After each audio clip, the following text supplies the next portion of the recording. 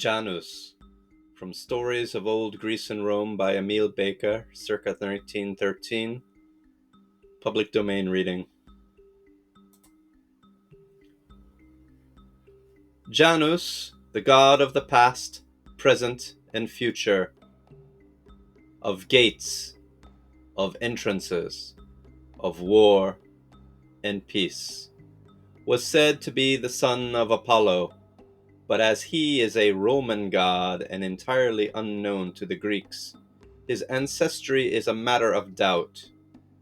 He presided over the beginning of everything and was therefore invoked first in every undertaking, even before Jupiter. He opened the year, he opened the seasons, he opened the first month of the year, which was called after him. He was the porter of heaven, and in this capacity he was represented as holding a key in his left hand and a staff or scepter in his right hand. On earth he was the guardian, deity of gates, and as such he had always two faces turned in opposite directions, because every door looks two ways.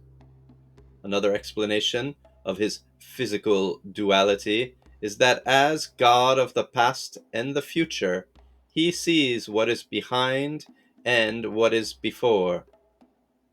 Janus was also considered an emblem of the sun, and had therefore two faces, one to look at its rising and one to look at its setting. Sometimes these faces were alike, but more often they were represented by a white-haired and white-bearded old man on one side and a smooth-cheeked youth on the other. In Rome, Numa Pompilius is said to have dedicated to Janus the covered passage, erroneously called a temple, that stood close by the forum. This was kept open in times of war and closed in times of peace.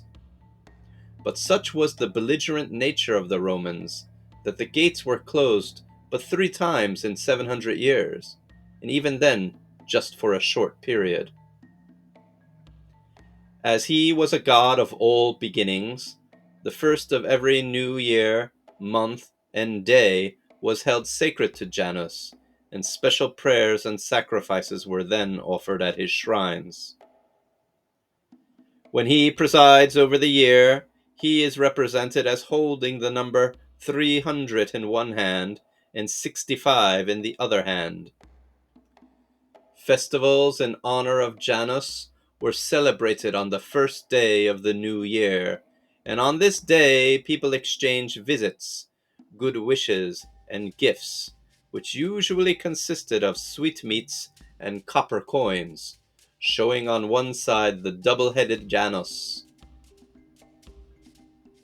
The sacrifices offered to Janus on New Year's Day and at other times of beginning were barley, incense, cakes, and wine.